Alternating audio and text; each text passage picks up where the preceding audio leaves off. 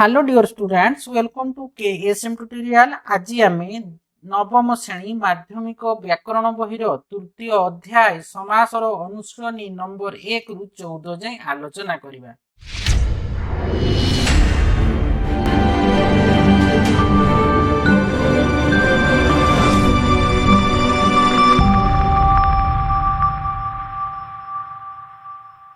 आलोचना करिबा। तो देखो समासर अनुशीलनी नंबर 1 को रे कोन कहिची ना समास काहाकू कहंती।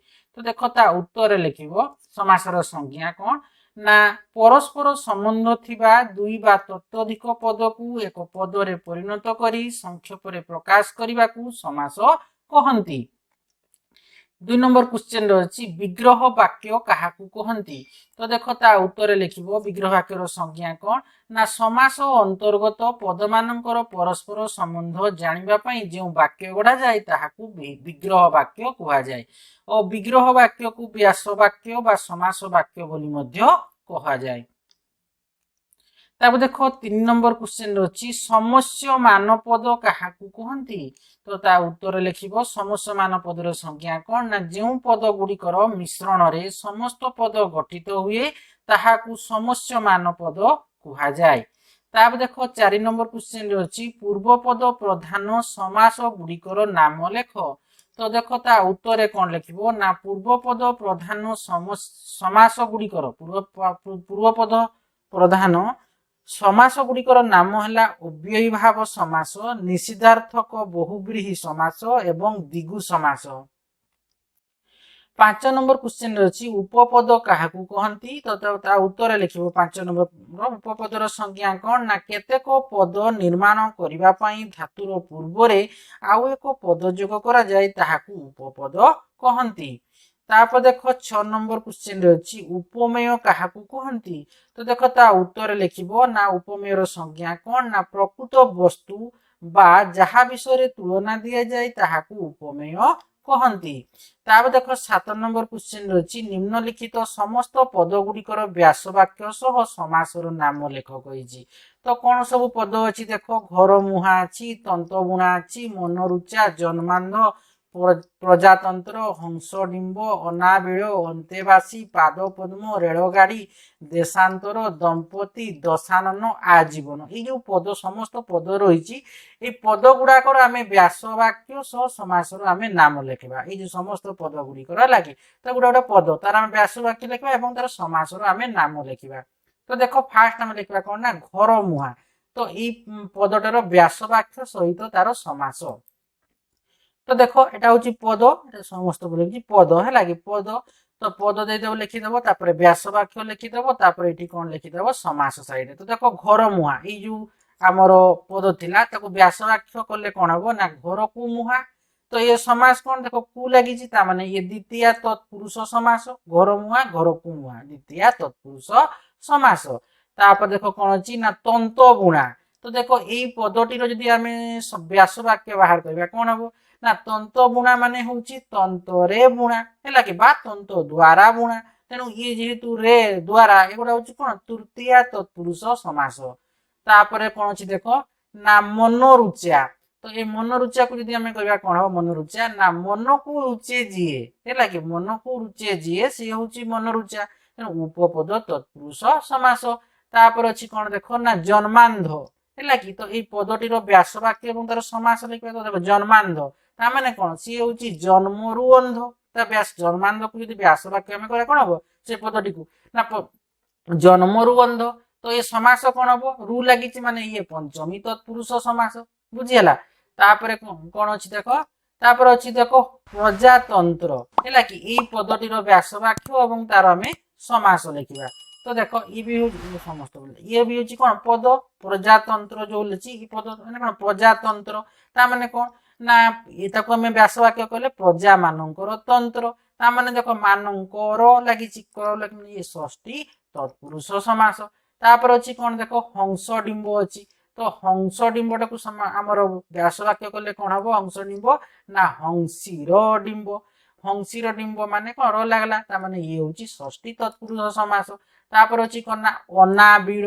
तो एटा को आमे व्यास वाक्य रे करले कोन हबो ना नो आंबिळ अनाबिळ ये नञ तत्पुरुष समास तापर अछि देखो कोन ना अंतेवासी ताको हम व्यास वाक्य रे करले कोन हबो ना अंतरे वास करे जिए अंतेवासी माने कोन अंतरे वास करे जिए सी होची अंतेवासी ता माने ये होची अलुक समास बुझियाला तापर देखो छि पाद पद्म तो देखो एटा को हम करले कोन हबो पाद पद्म तो पादटी पद्म परी हेला कि तेणु से पाद पद्म तेणु पाद पद्म पद को व्यास वाक्य करले कोन हबो से पादटी पद्म परी तो समास कोन हबो उपमित कर्मधारय समास तापर अछि कोन ना रेल गाड़ी ताकू जदि हमें व्यास वाक्य करबा कोन हबो रेल गाड़ी ना रेल ऊपरे चालुथिबा गाड़ी तेणु ये होची कोन ना मध्यपद लोपी कर्मधारय समास ठीक से ईपरि देखो अछि कोन ना देशांतर एई पदटी को जदि हमें व्यास वाक्य एवं ताकू हमें कोन करबा ना समास लिखबा कोन हबो देखो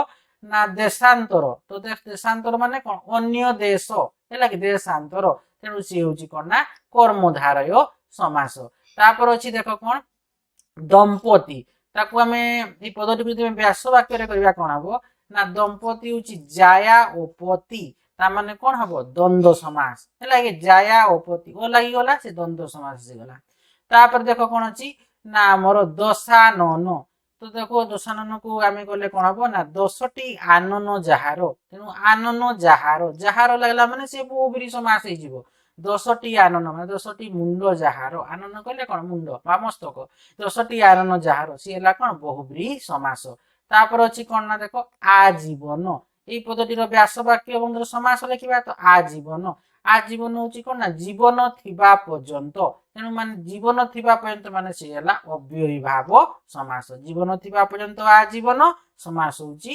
অব্যয়ী ভাব সমাস 7 নম্বর গলা 8 নম্বর কোশ্চেন দেখো কোন আছে 8 নম্বর কোশ্চেন নিম্নলিখিত দেখো নিম্নলিখিত প্রত্যেক সমস্ত পদ পাই বন্ধনী মধ্যে কেতটি উত্তর दिया जाइछि ठीक उत्तरटी बाछ कहिछि बुझियला तो देखो कोरे कोन अछि हला तो हमर एई जो समस्त पद पाई कोन अछि ना बंधनी मध्यरे केतोटी उत्तर दि जाइछि हला एवं ठीक उत्तरटी हमें बाछिबा कहिछि तो कोर अछि चिर दुख तो देखो चिर दुख तो ये कोन हबो चिर दुख तो ई कोनटा हबो चिर दुख माने ये हबो देखो द्वितीय तत्पुरुष समास उत्तर कोन हबो द्वितीय तत्पुरुष समास हला के आंसर हबो द्वितीय तत्पुरुष चिर दुख माने एटा हो समास कोन ना हमरो द्वितीय तत्पुरुष की पय हला देखो जदि हम सेरा को व्यास वाक्य रो कहतले कोन हबो ना चिर काल व्यापी दुख तामने टी कुटा कोन लुचि की रहिछि तो चिर काल को व्यापी दुख हला कि तो से द्वितीय तत्पुरुष को लागला माने से द्वितीय तत्पुरुष समास हला बुझियला कि नै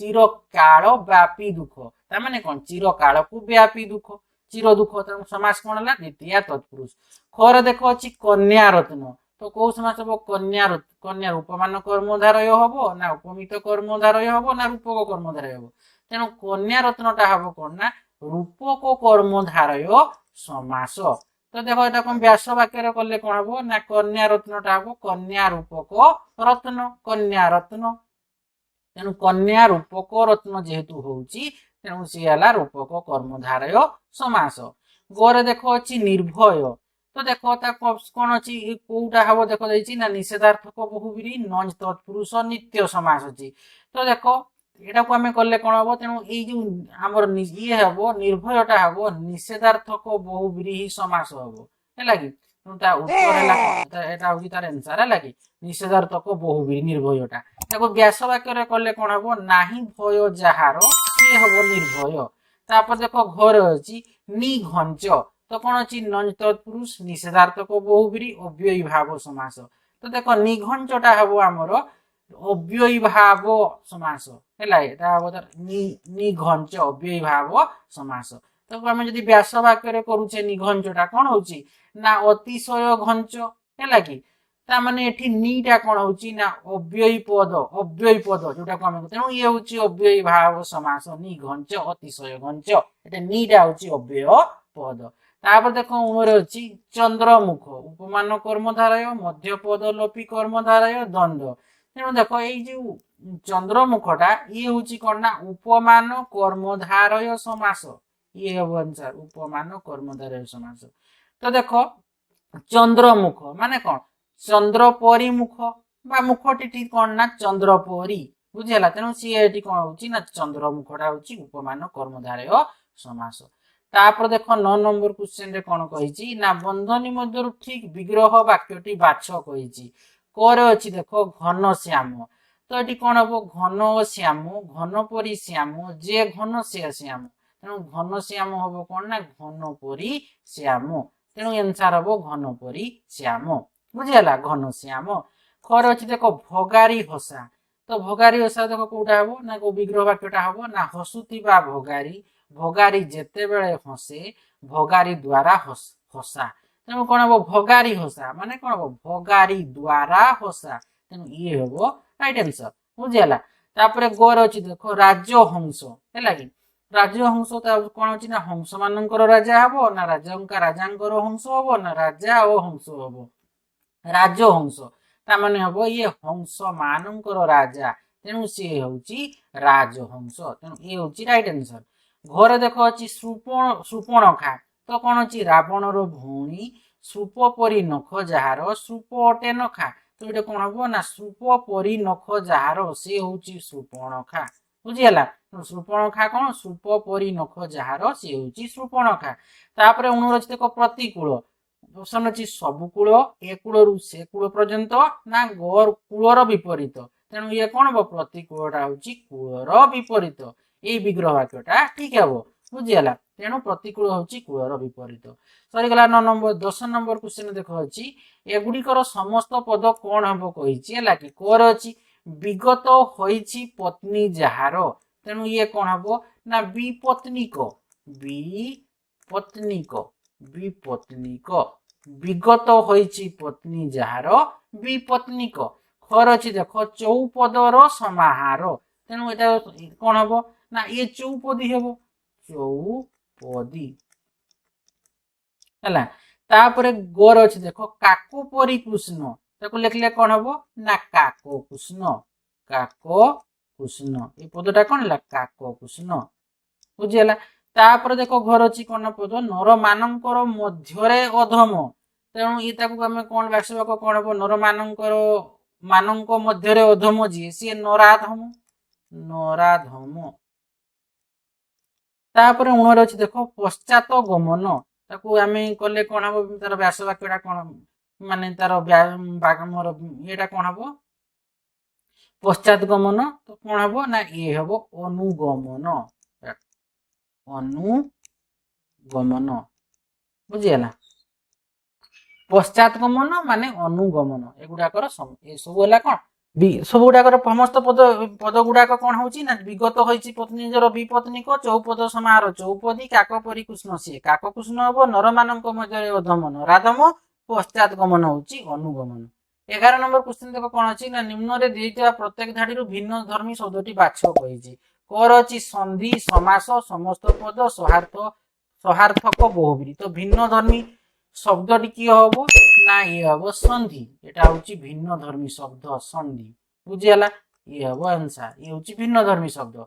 खर अच्छी नदी जल मातृभाषा प्रजातंत्र समाज तेणु ये कौन है नदी कौ भिन्न धर्मी शब्दटा किए हम ना ये समाजटा हम है कि समाज तो नदी और जल मातृभाषा प्रजा और तंत्र बुझीगला तेणु नदी जल मातृभाषा प्रजा समाजटा हूँ कौन भिन्न धर्मी शब्द। घर अच्छी सत्यवादी मधुप युधिष्ठिर कूलगुड़ा तेणु ये कौन हम भिन्न धर्मी शब्दटा हूँ युधिष्ठिर हम भिन्न धर्मी शब्द। तापर अच्छी देख कौन घरे ना पूर्णचंद्र मुखचंद्र चंद्रमुख चांदमुह तेणु ये कौन हम ना पूर्णचंद्र ये हम भिन्न धर्मी शब्द। उमर अच्छी सपिंड सदर सगोत्र सबांधव तो ये कौन हम भिन्न धर्मी शब्द हूँ सबांधव ये हूँ भिन्न धर्मी शब्द बुझीगला। तापर देख 12 नंबर क्वेश्चन अच्छी जो सूत्र रे हंस मानकर राजा आम राजहंस को परिणत होइछि सेही सूत्र रे समस्त पद रे राज पूर्व पद होइतिबा आउ 3टी शब्द गठन कर देखो ता उत्तर मुझे लिखि दउछि तो कौन हम हंस मानकर राजा हूँ राजहंस ता माने एठी राज्य लगी कि नहीं पूर्व पद एठी राज्य अच्छी से भाया गोटे हम राजपथ हम राजपथ राजपुत्र राजपुत्र है तापर आम कही पार राजनीति ରାଜନୀତି ହେଲା କି ରାଜଧାନୀ ଏଇଭଳିଆ ହେଲା କି ନିଜେ ବି ସେମିତି ତୁମେ ଆହୁରି ଶବ୍ଦ ଗଠନ କରିପାରିବ ବୁଝିଗଲା। 13 ନମ୍ବର କ୍ୱେଶ୍ଚନ କୁ ଯିବା। ତଳେ ଦେଇଯାଇଥିବା ବାକ୍ୟ ଗୁଡ଼ିକର ରେଖାଙ୍କିତ ଅଂଶ ସ୍ଥାନରେ ସମାସ ଜନିତ ପଦ ବ୍ୟବହାର କରି ବାକ୍ୟକୁ ଠିକ ଭାବରେ ଲେଖ କହିଛି। ତ ଦେଖ କଣ କହିଛି କରେ ନା ଲୋକଟି ଅନ୍ୟ ଦେଶକୁ ଚାଲିଗଲା। ତାମାନେ ଏଇ ଯୋଉ ରେଖାଙ୍କିତ ଅଛି ଅଂଶଟାକୁ ଆମେ ଗୋଟେ ବାକ୍ୟଟେ ଆମେ ସମାସ ଜନିତ ପଦ ବ୍ୟବହାର କରିବା। ତାମାନେ କଣ ହବ ଲୋକଟି ଦେଶାନ୍ତର ହେଲା କି। ତ ଦେଖ କଣ ହବ ଦେଖ 13 ନମ୍ବର ଲେଖିଦେଇଛି ଏଠି ଦେଖ 13 ନମ୍ବର ଦେଖ ଅଛି ଲୋକଟି ତେଣୁ କଣ ହେଲା ଦେଶାନ୍ତର ହେଲା।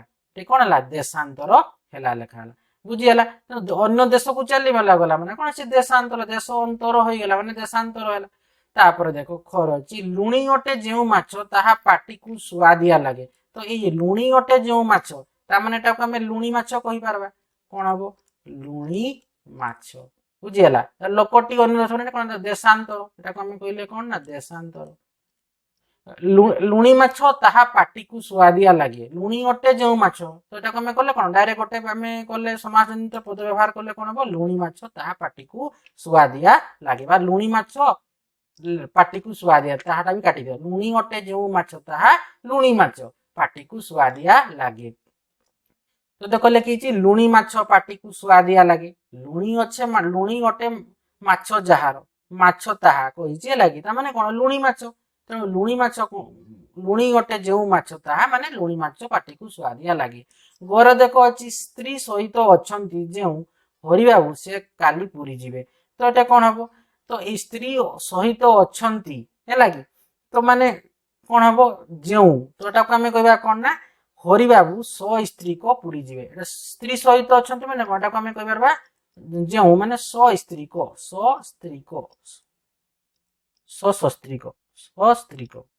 ହେଲା କି ସସ୍ତ୍ରୀକ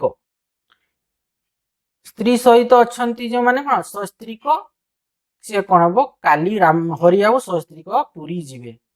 ତ କଣ ହେଲା ଘରେ ହରିବାବୁ ସସ୍ତ୍ରୀକ ପୁରୀ ଯିବେ। ତାପରେ ଦେଖ ଘରେ ଅଛି ନାହିଁ ରୋଗ ଯାହାର ସେ ମଣିଷର ଆନନ୍ଦ କହିଲେ ନ ସରେ। ତ ନାହିଁ ରୋଗ ଯାହାର ସେ ତାମାନେ କଣ ଏଟାକୁ ଆମେ ନିରୋଗୀ କହିପାରିବା। ନିରୋଗୀ ହେଲା କି ନିରୋଗୀ ମଣିଷର ଆନନ୍ଦ କହିଲେ ନ ସରେ। ତ ଦେଖ ଏଠି ଲେଖିଦେଇଛି ନିରୋଗୀ ମଣିଷର ଆନନ୍ଦ କହିଲେ ନ ସରେ। ଘରେ ଦେଖ ନିରୋଗୀ ମଣିଷର ଆନନ୍ଦ କହିଲେ ନ ସରେ। ତାପରେ ଦେଖ ଉଣରେ ଅଛି ଗୋପାଳ ନିଜର ଶକ୍ତିକୁ ଅତିକ୍ରମ ନକରି ଭିକାରୀକୁ ଦାନ କଲା। ତ ଦେଖ ଏଇଠି ନିଜର ଶକ୍ତିକୁ ଯୋଉ ଅତିକ୍ରମ ନକରି କହିଛି ସେଟାକୁ ଆମେ ଯଥା ଶକ୍ତି ବି କହିପାରିବା ଯଥା ଶକ୍ତି। ତେଣୁ ଗୋପାଳ ନିଜର ଯଥା ଶକ୍ତି ଭିକାରୀକୁ ଦାନ କଲା। ତ ଦେଖ କି ଗୋପାଳ ହେଲା ନିଜର ଯଥା ଶକ୍ତି ସେ କଣ କଲା ନା ଭିକାରୀକୁ ଦାନ କଲା ବୁଝିହେଲା। ବିରିକାଲେ ଆମେ ଖସିକାର ହେଲା ଗୋପାଳ ନିଜର ଯଥା ଶକ୍ତି ଭିକାରୀକୁ ଦାନ କଲା। ତାପରେ ଦେଖ 14 ନମ୍ବର କ୍ୱେଶ୍ଚନ ଅଛି କ ସ୍ତମ୍ଭର ସମାସ ସହିତ ଖ ସ୍ତମ୍ଭର ଯେଉଁ ସମସ୍ତ ପଦର ସମ୍ପର୍କ ଅଛି ତାହାକୁ ଯୋଡି ଲେଖ କହିଛି। ଦେଖ କରେ ଅଛି କଣ ନା ତତ୍ପୁରୁଷ କର୍ମଧାରୟ ଅଲୁକ ସମାସ ଅବ୍ୟୟୀ ଭାବ ବହୁବ୍ରୀ। ଖରେ ଅଛି ଅନ୍ତେବାସୀ ନୀଳକଣ୍ଠ ବିବାଦୀ ଗୋଠଖଣ୍ଡିଆ ଅଧରବିମ୍ବ ପୋକଶୁଙ୍ଗା। ତ ତତ୍ପୁରୁଷ ମାନେ ଏଠି କଣ ହବ ନା ତତ୍ପୁରୁଷ ହଉଛି ଏଠି ଗୋଠ ଖଣ୍ଡିଆ ହେବ ହେଲା କି। କର୍ମଧାରୟ ଟା ହବ ଅଧରବିମ୍ବ ହବ କର୍ମଧାରୟ ହବ କଣ ଅଧରବିମ୍ବ। ଅଲୁକ ସମାସ ଇଏ ହବ କଣ ଅଲୁକ ସମାସ ହବ ଅନ୍ତେବାସୀ। ଅବ୍ୟୟୀ ଭାବଟା ହବ ବିବାଦୀ। ବହୁବ୍ରୀ ଟା ହବ ନୀଳକଣ୍ଠ ହେଲା। ତତ୍ପୁରୁଷ ହେଲା କଣ ତତ୍ପୁରୁଷ ହେଲା ଗୋଠଖଣ୍ଡିଆ କର୍ମଧାରୟ ହେଲା ଅଧରବିମ୍ବ ଅଲୁକ ସମାସ ହେଲା ଆମର ଅନ୍ତେବାସୀ ଅବ୍ୟୟୀ ଭାବଟା ହେଲା ବିବାଦୀ ଏବଂ ବହୁବ୍ରୀଟା ହେଲା ନୀଳକଣ୍ଠ। ତ ଦେଖ ଆଜି ଆମେ ସମାସର ଅନୁଶୀଳନୀ ନମ୍ବର 1 ରୁ 14 ନମ୍ବର ଯାଏଁ ଆମେ ବିସ୍ତୃତ ଭାବେ ଆଲୋଚନା କଲେ। ଆଶା କରୁଛି ପିଲାମାନେ ଭିଡ଼ିଓକୁ ଭଲ ଭାବେ ବୁଝିପାରିଥିବ। ଭିଡ଼ିଓକୁ ଲାଇକ୍ କମେଣ୍ଟ ଏବଂ ପ୍ରଚୁର ମାତ୍ରାରେ ସେୟାର କରିବ। ତାପରେ ଯେଉଁମାନେ ପର୍ଯ୍ୟନ୍ତ ଚ୍ୟାନେଲଟିକୁ ସବସ୍କ୍ରାଇବ କରିନ କିମ୍ବା କରିବାକୁ ଭୁଲି ଯାଇଛ ଅତି ଶୀଘ୍ର ଚ୍ୟାନେଲଟିକୁ ସବସ୍କ୍ରାଇବ କରିନେବ ଏବଂ ପାଖରେ ଥିବା ବେଲ ଆଇକନଟିକୁ ମଧ୍ୟ ଦବାଇ ଦେବ ଯାହାଫଳରେ କି ମୋର ଭିଡ଼ିଓ ଆଗ ନୋଟିଫିକେସନ ପଳେଇବ। Thank you.